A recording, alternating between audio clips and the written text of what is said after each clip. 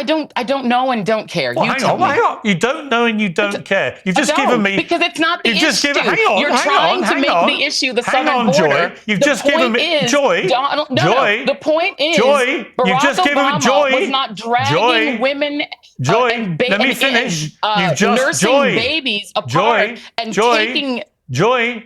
You've just given me... I'm sure going to tell me it's your main issue. You've just given me but it's not my main issue. What's up, y'all? Piers Morgan sat down with former MSNBC host Joy Reid, and by the clips that were going around, it seemed like Joy Reid was making a fool out of herself. But when we watch all the clips in context, you're going to realize that Piers Morgan is going out of his way to be disingenuous with his arguments. And whenever he's not getting the answer that he likes, he's going to talk over it and try to shut down the conversation. And this isn't a defense of Joy Reid, but the clips that were put out are completely different when you actually listen to what they're talking about. And we know Piers can talk to people that he disagrees with, because he literally, in our last video that we covered, sat down and calmly talked to someone who he thinks is a war criminal. I'm telling you, you have no right to displace millions of Palestinians and kick them out of their homes. You don't have that right. Morgan, you hope that through your program, you will enhance the chance that I will be put to trial? Is this why you give me so much time in your program? Yeah, I think ultimately you should face a trial. So we know that he knows how to have conversations with people that he disagrees with. And Joy Reid is easy to disagree with. So he could have found something that they actually disagreed on a genuine basis and not try to manufacture one just to get a gotcha moment. Let's watch these clips and I'll give my thoughts on it afterwards. Now, I don't think that they should have pressed the button on deporting as many illegal immigrants who are there undocumented, but who've not committed crimes in the way that they're currently doing. That they should have sorted, first of all, people who are in the country illegally who commit crimes and deported them. Everyone would agree with it. But I agree with you. The wholesale pulling of people off the street who may have been in America for many years, got families in America who pay taxes in America. You only have to talk to farmers to understand the devastating impact this may have. So on that, I would agree with you. But I also think that, and I hope you would agree, that Donald Trump has pretty much stopped completely the number of people coming over the southern border illegally. And under Joe Biden and Kamala Harris, over a 4-year period, as many as 10 million people are believed to have come over the southern border illegally. Now, you must surely think that the Trump way of securing the southern border is better for the United States than the Biden way.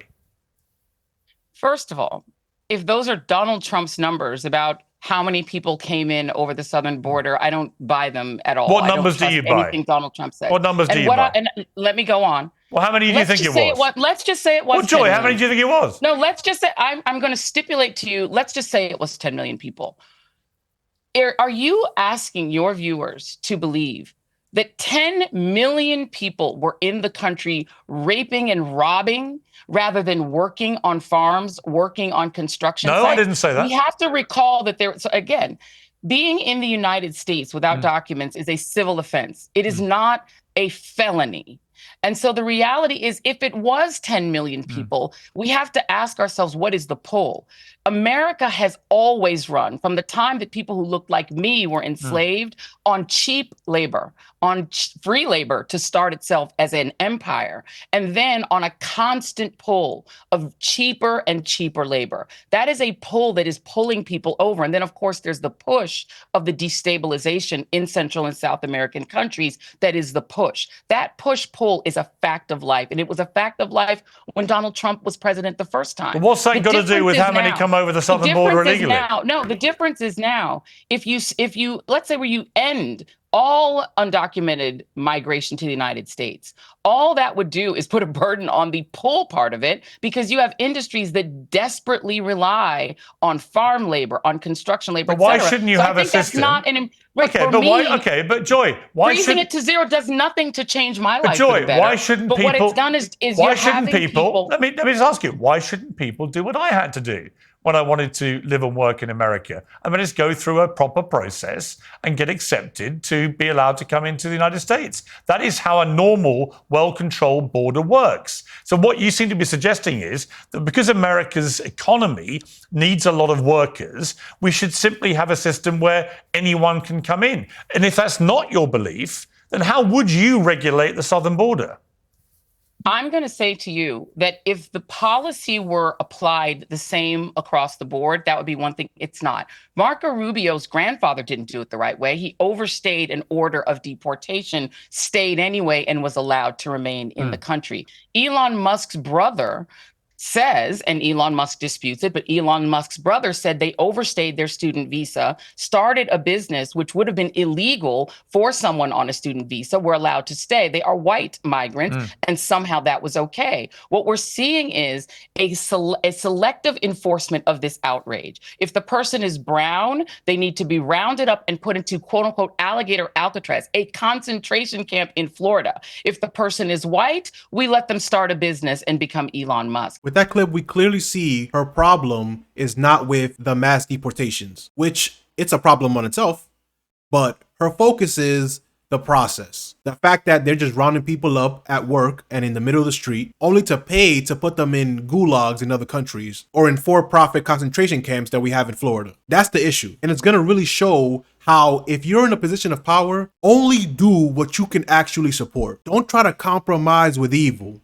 if you actually think your opposition is evil, because when you do, you put yourself and anybody who supports you in a compromising situation. Obama is part of the system, so of course he went along with Republicans on their idea of healthcare and immigration because he wanted to play ball. He wanted to make friends with everybody and be like one big happy family. But even if you give them their plans, they're still gonna call you a communist. They're still gonna hate you because you're on the other team. If Obama called himself a Republican, he would be beloved because he did their plans anyways. But he's much more valuable as a Democrat because they can run against him as the other and still get their policies pushed. And now people like Piers Morgan can say, oh, you don't like what Trump is doing, but Obama deported 3 million people. Yeah, that was terrible. She told you that was terrible, but he wasn't rounding people up at work. He wasn't sending them to countries that they've never been in or have no ties to, just because those other countries have new prisons that they need prisoners to test drive. Piers knows that this is disingenuous, but people like Obama, people that have power and choose to fold on what they pretended were their principles, allow for people like Piers to use their own moves against everybody else.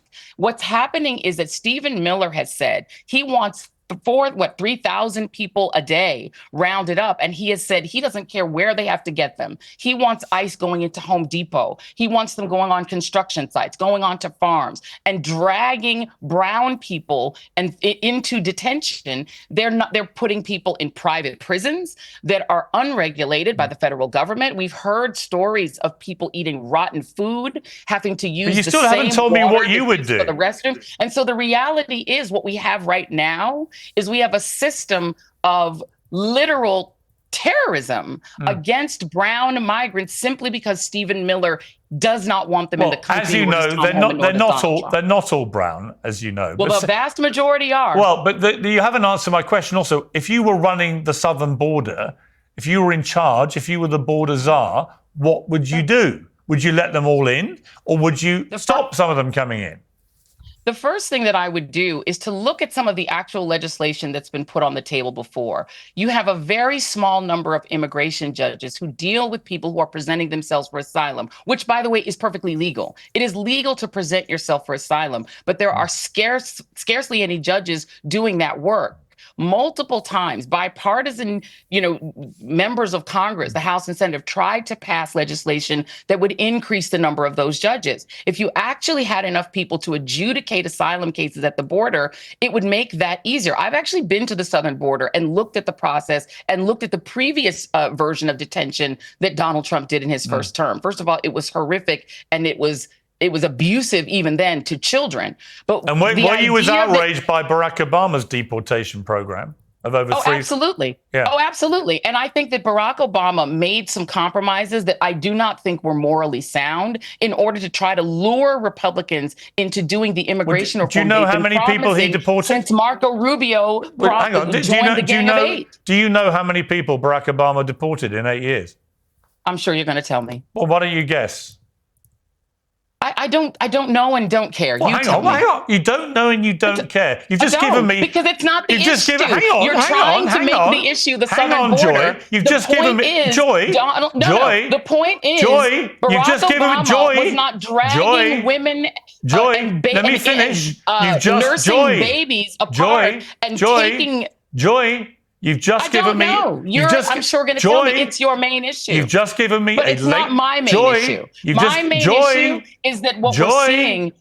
I'm trying to finish my sentence. You've Please. just given me a lengthy monologue attacking Donald Trump's aggressive deportation policy. And I've simply said to you, there was a Democrat, a black Democrat president of the United States for 8 years. I'm simply asking, given that you're obviously all over every detail of the Trump deportation policy, and given you were on the airwaves in America on a daily basis through Obama's tenure, how many people did he deport in 8 years? I do not know. You'll tell me. I'm sure. Have a guess. But it's probably more than 1 million people. I'm quite certain. Have a because guess. I think each 2 million. Right, it was 3 million. Okay. And your point being what? My point What's being, the point? are you as shocked by that as you are claiming to be by Trump? Every word Piers used in this conversation or debate or interview was leading up to that question of, do you know how many people Obama deported? And are you as outraged as you claim to be about Trump? When she clearly points out the differences, it's not just the result of deportation, but giving a secret police full impunity to round people up in the streets and at work, not criminals, by and large, not criminals at all, to send them to for-profit concentration camps in the US and around the world, and then make that evil policy focus on a certain groups of people, but not others. It's clear where her focus is, and you can see that Piers doesn't care. He just wants to say, but what about the black guy? Huh? You don't care about the black guy. It's just another example of Obama is more Republican than most Republicans. That's not really the gotcha that you think it is. She disagreed with that. Why isn't that enough? She did not support that. She tells you that. But Piers needs his moment. It's crazy and kind of pathetic. It is not deportations Many of them were themselves that are brown. shocking. Wait a minute. Can I answer in your fact, question? the majority were brown. One moment. It is not deportation in and of itself that is what is shocking to people. There are two things that are shocking. Number one, well, I'll do three. One, it is not deportation to render someone to a third-party country they have no connection to. I agree. Rendering people to El Salvador is shocking. And that's why he's coming back. That was not done by Biden. That's why that guy's come back. It was not done by George W. Bush. All right. So that is shocking. Yeah. Number two, that's why he came back. People with deporting. Well, that's only one person. They deported more than 200 people. The case you're talking about, he's come back to that gulag. Yes, but they deported more than 200 people, 70% of whom CBS has determined had no criminal record whatsoever. But why whatsoever. are you changing the subject from Obama's deportation policy? I'm telling you, the three things that are shocking are not deportations themselves. It's deporting people, number one, to third-party countries like the Sudan, where they have no ties whatsoever, simply for the cruelty of doing it, essentially paying third-party countries. But I asked you about your response to Obama. Obama deported more people than any president in American history. If someone receives... Piers, my family are immigrants. If there's a deportation process, at the end of that adjudication, you are deemed to be deportable and need to be deported. But you're missing my point, Joy. Boy, I'm trying to politely ask you, do you condemn... It's different from what we're seeing now. But here's my point. In the interest of fairness, do you condemn Barack Obama's deportation policy, given that he deported more people... Let me finish.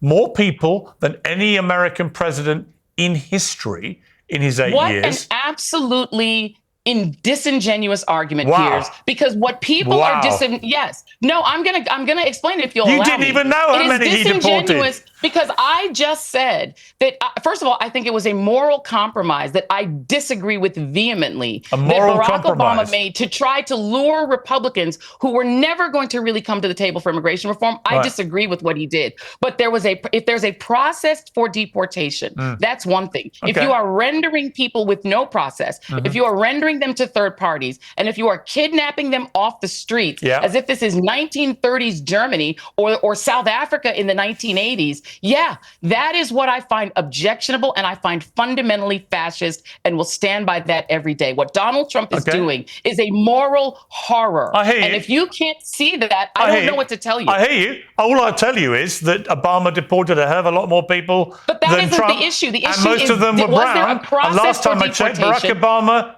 isn't white. So it's may not be And a what does race that have thing to in the do with way Barack Obama you're being black? telling me. Now you're the one obsessed with race. You want to make this a racial argument. The argument is that the Obama administration, You made it a racial the Biden argument. administration, because Donald Trump fixates You said on Trump attacking black people, is deporting attacking people based brown on their skin people, color.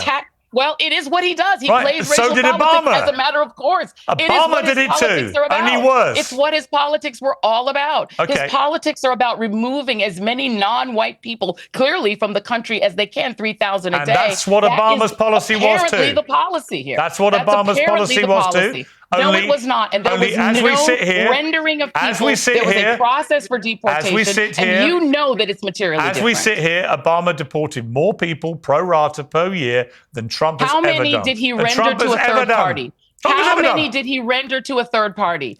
Because what he's also doing you're is outraged by using the Trump, but cruelty you're of not the outraged by Obama. I'm absolutely outraged by fascism and by snatching but people Obama off the wasn't streets. a fascist No because process. he's and not. Absolutely, Yeah, I'm and because outraged by it. Obama's got Absolutely. brown skin, he's not a fascist. Is that your policy? Well, that's your simplistic, racialized way of looking Actually, at it. it's Because that yours is what about you're Trump. doing on this show. It's yours of about course Trump. it is. No, But mine let's is about move on. fascism. I want to move on Donald because Trump is acting I like don't want to Idi spend the whole Amin. time I'll give you talking a about black this. person that behaves the way he does, trying to take people's citizenship away, denaturalizing. That's Idi Amin behavior. There's a black fascist that you can compare him to. Okay, let's move on to. I want to just play a clip of. There's so much to disagree with Joy Reid on. He makes it seem like it's such a minimal point, and both presidents pretty much did the same thing. Are they both destructive? Of course. But in a political debate, in a conversation, in an interview, the purpose is to pierce out those differences. But Piers had no intention of doing that. He just wanted to have, you don't like Trump because he's white. That's so trash. Especially because, like we showed earlier, he doesn't have that same energy with someone who he called a war criminal. So if you can have a civil discussion with someone you think should be in prison for war crimes against humanity, talking to Joy Reid shouldn't be that much of a problem. But if you're watching this far, you might as well like the video and subscribe to the channel. Peace.